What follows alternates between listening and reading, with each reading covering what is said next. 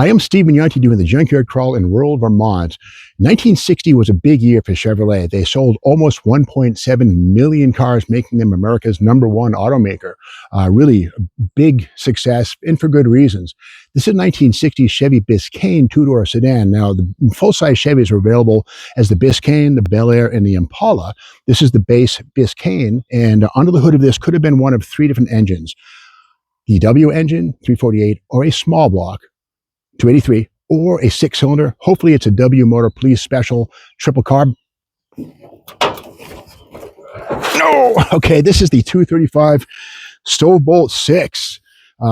Interesting engine, a reliable workhorse, push rods, not very, it's probably 120 horsepower, something like that, not a really big fireball. Of course, generators used until 1963 when the alternator was finally adopted by Chevrolet, but that's a generator, 12-volt system, which is nice.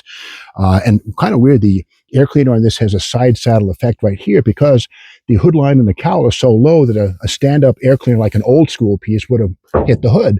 So what GM stylists did, work with the engineers in the air cleaner area and came up with this device here. Air goes into that little hole and then gets filtered by this mesh. It's not an oil bath. It looks like an oil bath, but it's not. It's a dry filter with a mesh and kind of a cool little deal.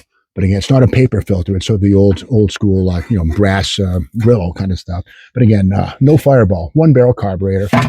And this is the same basic engine, the 235, that also was used in the Corvette in 1953 and 54 with different cylinder head and different induction, dual exhaust, etc. But that's the basic bones of the Stove-Bolt 6. Go back to 1939, I think, 36, something like that, 37, somewhere around there. The Stove-Bolt push rod engine, an iron workhorse of the day.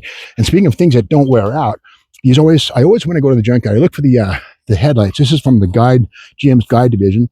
T3s. Tilt down and tilt out 3 degrees. That's to instruct the alignment. But the T3s never wear out. I always see these things in the junkyards. I don't think they ever blow out because there's one here. There's one on that side too. Kind of weird. The Guide T3, almost as indestructible as that Chevy Stove-Bolt 6. Now inside, of course, this is the sedan body style with the pillar, which to my eye is the most desirable of the bunch, because less can be more. If it was a 348 car, that'd be awesome. There's a possible 4-speed in these things. Police interceptors often had these two-door posts for highway interception use. Let's open the door and look inside.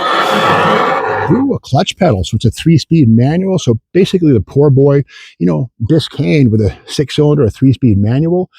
Manual steering, manual drum brakes all the way around, and rubber floor mat, not even carpeting on the Biscayne. They were so cost conscious to keep the price low and make it easier to buy, but still a full-size car. You got to remember, in 1960, this car only had competition from the Corvair and the Corvette. Otherwise, Chevys were full-size cars. There was no Chevelle yet, no Malibu, nothing like that. Although, with that said, you can also get this. This is the El Camino 1960, made by Dinky. This one here, 1/43rd scale, kind of cool.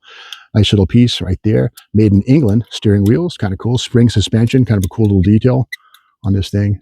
The El Camino by Dinky, 1960. Similar lines to this two-door Biscayne. Now, the Biscayne was also built as a 2-door or 4-door sedan and also a wagon. And speaking of wagons, before we do that, let's go around to the back. Something I love about these cars is the massive sort of bat wing body styling, and now the trunk is massive. Open the deck lid right here. And this car was originally red. Must have been pretty eye-catching. Not very fast, but certainly catchy to the eye. And massive trunk on this thing, really. And next to it is a 59 station wagon, similar vehicle in so many ways. Similar design to the Fins, a little more outrageous here. They toned it down for 1960 versus 59, which is pretty radical. Horizontal fins versus the vertical fins, which is the previous styling cycle on these things in like 1957, thereabouts. So we go around to the front of this car. Let's take a peek and explore a little further. And again, 1.7 million Chevys were sold, making, again, Chevrolet USA #1. There it is. And these are sold all over the world, but largely in the United States and Canada. Major markets for these cars, North America. Kind of cool here. This is the X-frame under this 1959 wagon. And the X-frame was used 58 through 64. We can see the frame rails come out to the front and meet in the middle. And the X continues back there. And there's slight side impact protection, but it's not as good as a perimeter frame. Some people criticize these things, but they got down the road. But there's the X frame right there. And the point of that was to get a lower transmission and drive shaft tunnel so they could lower the floor pad and get a lower body profile from the side. Again, styling and design going hand in hand. Also, two-piece drive shafts on these things here. I love the junkyard. It's also a classroom because we can see how the two-piece drive shaft lives here, and in there is a bearing, and another drive shaft continues to the rear axle. So two-piece drive shaft, and it goes right through the X-frame right there. And these are notorious for rusting. You can see right there, box section, traps in the moisture, and what do you get as well? That's what you get right there. Nature's acid dipping procedure right there.